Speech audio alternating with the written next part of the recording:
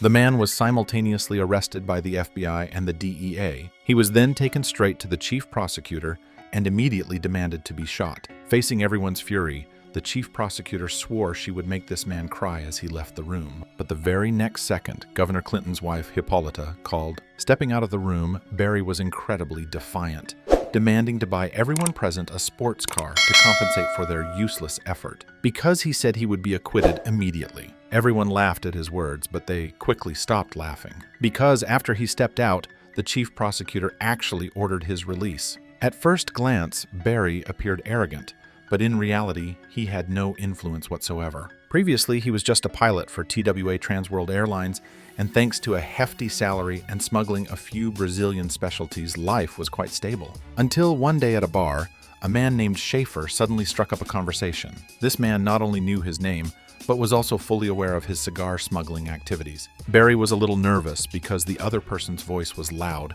claiming to be plotting a revolution in Central America, followed by the establishment of a nation, and Barry's excellent piloting skills were what they needed most at the moment. He asked, "Are you with the CIA?" Barry laughed because he knew the CIA was known for being generous. Sure enough, the newest model twin-engine jet in the hangar made Barry gaze in fascination, unable to look away. The only thing was a modified camera attached to the belly of the plane looked quite odd. Schaefer explained it was for intelligence gathering. 1978 was the peak of the Cold War, with the Soviet Union supporting Nicaragua in Central America to carry out a democratic revolution. So Barry's mission was to photograph the activities of this armed force to prove their aggressive nature. Obviously, this type of assignment was clandestine work that could not be made public. Therefore, once caught, the CIA would not acknowledge him or provide any assistance. In fact, this was not a good job.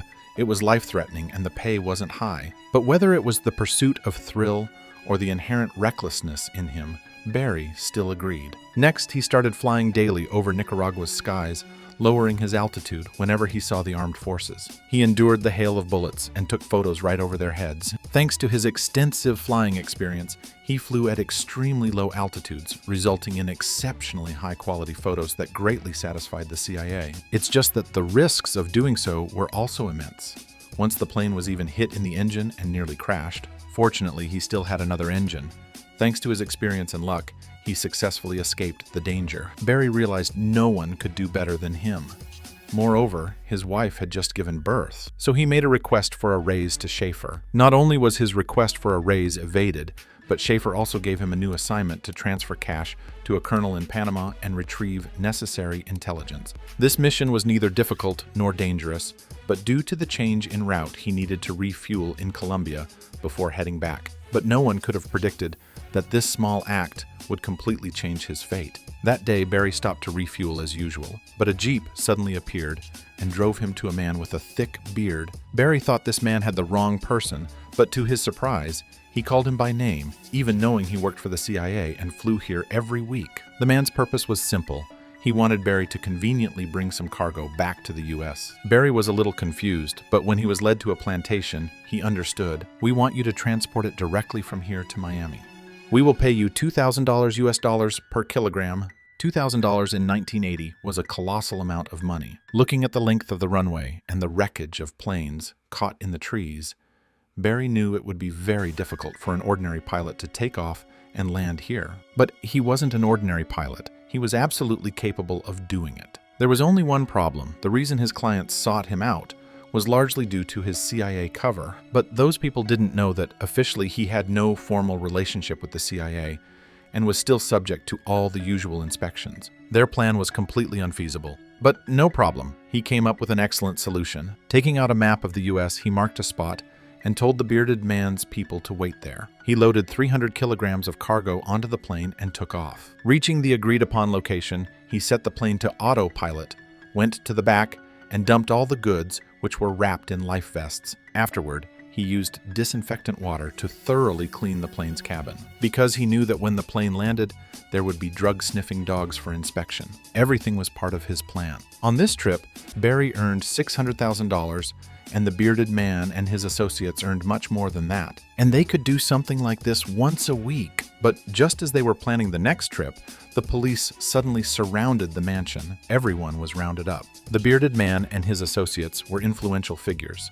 The very next day, they swaggered out of the police station, completely disregarding Barry's fate. Fortunately, Schaefer showed up. It's just that he also brought bad news. Schaefer asked Barry if he saw the guys who just got out of jail. Barry said he wasn't sure, speculating that perhaps they knew he was CIA, but Schaefer immediately and coldly denied it, stating Barry is not CIA, he's a drug smuggler. He dropped the bombshell that the Louisiana police knew about Barry's arrest, and they would be coming at 6 a.m. the next morning to search his house and take his wife in for questioning, possibly holding her overnight. Barry fell into despair, and that was exactly what Schaefer wanted. He said he had a solution, but Barry had to agree to one condition. Barry had no other choice. Outside, Schaefer told him that he was forced to move house as the police action tomorrow morning wouldn't change. The CIA had already prepared a new house for him. Barry knew time was urgent. He rushed home as fast as possible, woke up his sleeping wife, then hurriedly packed their belongings and fled that same night. Their new house was located in a picturesque town. The house Schaefer prepared was also very good, except it lacked any furniture and needed to be set up from scratch. Looking at the empty room, his wife felt a little lost because everything had happened so suddenly. Meanwhile, Barry noticed Schaefer appearing outside the door. This signaled that his new mission had arrived. He followed Schaefer out, completely unaware that his wife had witnessed the scene clearly. Stepping into the hangar, Barry found his old friend aircraft still parked there. And stacked in the corner were several large boxes. Opening one, he saw brand new AK-47 rifles inside. The armed forces he had previously photographed successfully completed their revolution and fully controlled Nicaragua. President Reagan couldn't accept having a communist nation right on his doorstep. So he wanted to support the local opposition forces to unseat the revolutionary government in Central America. But Congress, fearing the move would drag the U.S. into a Vietnam-like quagmire of war, rejected the proposal. But how could the president simply abandon his plan? So he turned to the CIA, and the CIA turned to Barry. They demanded that Barry use his plane to transport weapons to the opposition forces. If he didn't agree, he would be sent back to a Colombian prison. Schaefer knew Barry couldn't refuse, so he gave Barry a map showing the deployment of all law enforcement agencies in the Gulf of Mexico, including Customs, the DEA, and the ATF. Inside flight routes were marked so he could evade these agencies. Barry was stunned by this new mission. But immediately after he discovered a backpack on the wing of the plane, a backpack that should have been in the hands of the Colombian police. Inside was the $600,000 commission the bearded man had paid. This made him realize that perhaps his arrest in Colombia had been orchestrated by the CIA, but that was in the past. The appearance of the backpack here proved that the CIA tacitly approved of him continuing to work with the bearded man, so he happily took the backpack home. But what greeted him were kicks and punches from his wife. This was not strange. Who wouldn't be angry after being abruptly pulled out of bed, taken to a strange place, and forced to start a new life? Furthermore, her husband's face had injuries, and his actions were secretive. It was only natural for the wife to feel insecure. She thought her husband had committed a crime and was about to go to jail. Barry explained that he had quit his old job and had a new one, then threw her a backpack full of money. His wife was shocked by an entire backpack full of cash. She looked at Barry and asked if the money was legitimate. After convincing his wife, Barry began his new job. But on the very first arms transport mission, he ran into trouble because the opposition forces completely robbed him as if they were bandits, not even sparing his shoes. The second time he was wiser and prepared 2 boxes of gifts. Unfortunately, it seemed this approach still couldn't save him from being robbed. Luckily, an acquaintance saved him in time. It was the bearded man from Colombia. Accompanying him was the American handler in charge of the opposition forces. The two approached Barry to discuss a business deal. They had devised a new route. They wanted Barry to transport guns directly to Colombia. Barry looked at the military camp behind him and found the whole thing absurd. But it had nothing to do with him.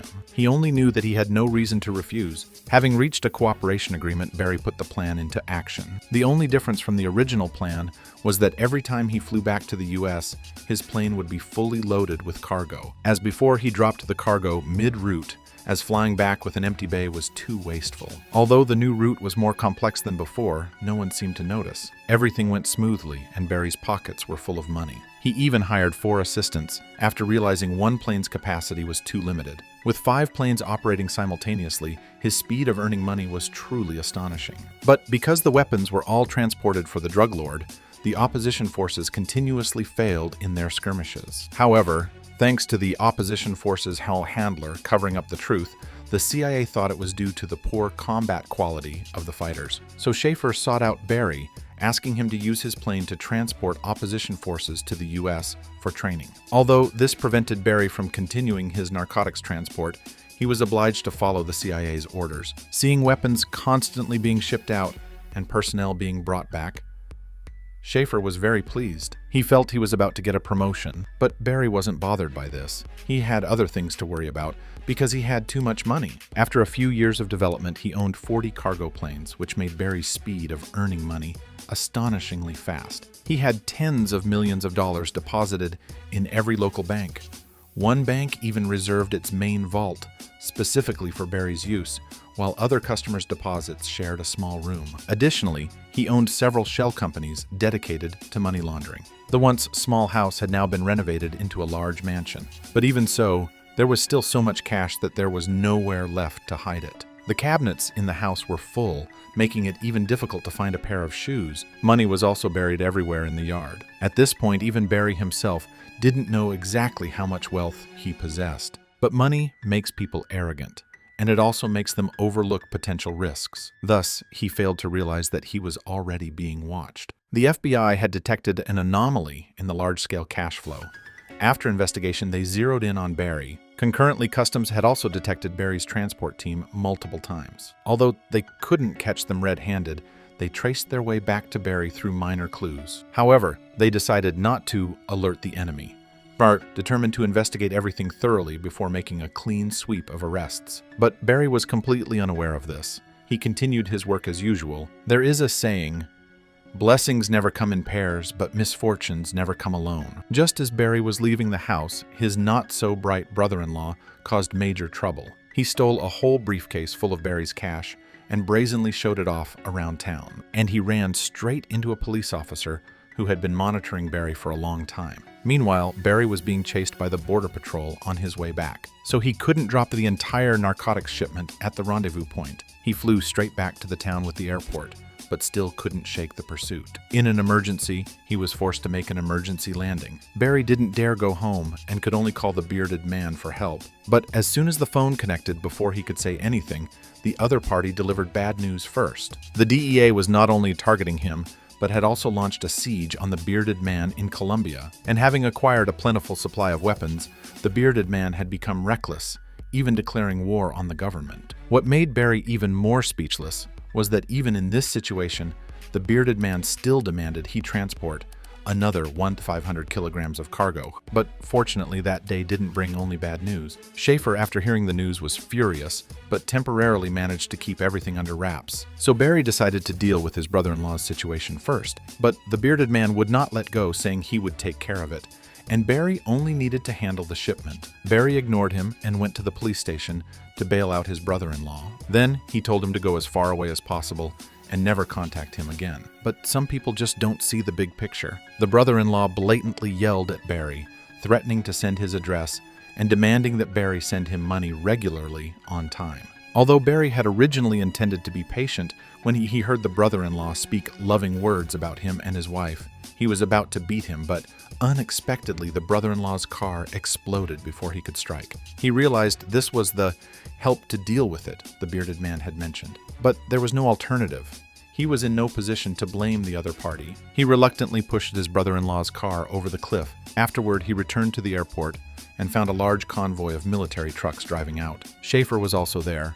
He explained that all the trained personnel had to be sent back because the opposition forces they had trained did not return to the front line, and the aid weapons did not reach them, but instead appeared in Colombia. Barry realized his activities had been exposed, and just then the pager on his belt went off. He didn't dare check it, and Schaefer didn't ask. They both knew it was a message from the bearded man. Barry didn't dare look in front of Schaefer, and Schaefer had more pressing matters. At the same time, Schaefer gave an urgent order to his staff. He demanded that everyone follow the procedure, use burn bags to destroy all documents related to Barry, burning anything that could link their organization to these operations. Barry realized he had been officially abandoned by the CIA, and they were erasing all related traces. So he instructed his subordinates to move all the evidence in the hangar out. But there was too much stuff, so by nightfall there was still a lot left to clear. Meanwhile, Schaefer's team had a much easier job than his. Therefore, in this race against time, he lost. An unprecedented event, Barry was simultaneously arrested by 4 agencies. Then he was brought before the chief prosecutor, but a phone call from the governor helped Barry escape the siege. He initially thought Schaefer had chosen to help him to cover up the CIA's shady activities, but the person who escorted him away said they didn't know Schaefer at all, which utterly confused him. He was then taken to a White House. There he had no right to speak, only to stand and watch a military officer and a politician argue. To achieve this objective, Barry was the key. Given a chance to survive in despair, he certainly couldn't miss it. Returning to Nicaragua, he used the pre-arranged camera to clearly photograph the bearded man, his associates, and the opposition forces. He realized he had been set up. Sure enough, the FBI quickly arrived to search his house. But what truly worried Barry was not this, but the bearded man's revenge. The death of his brother-in-law was still fresh in his mind. Now that the enemy knew he had betrayed them, they certainly wouldn't let it go. So he sent his wife and children to a distant location to settle down, and he returned alone to accept the court's verdict. In court, Barry Seal unexpectedly received an extremely lenient sentence, 1,000 hours of community service. The verdict made him exclaim that it was too ridiculous. Afterward, he moved from hotel to hotel every day, not daring to stay in the same place for more than a single night. He also recorded a video every day, recounting every event from the past, hoping this evidence would make the bearded man cautious and scare Schaefer into protecting him. He even told people nearby to stand clear every time he started his car, fearing that turning the key would trigger an explosion. But little did he know that Schaefer, thanks to cutting ties in time and destroying all documents related to him, was not implicated. On the contrary, he was even promoted for proposing the plan to aid Iran. And then the inevitable happened. One day, after a month, Barry was ambushed in his car. American Made is a fast-paced and darkly humorous biographical crime film based on the story of pilot Barry Seal. Its greatest strengths are Tom Cruise's captivating performance and the film's sharp satire of U.S. foreign policy. The movie exposes the blurred lines between government and crime, showing that Barry Seal was merely a pawn in a complex political game where money and power masked all immorality. This is a shocking and highly entertaining story, and at the same time a profound critique of the dark side of the American dream. The value of a film lies in its reputation, and the value of a film review lies in the feeling it evokes. Today's story ends here. Thank you for watching. What do you think of this movie? Please let us know in the comments below.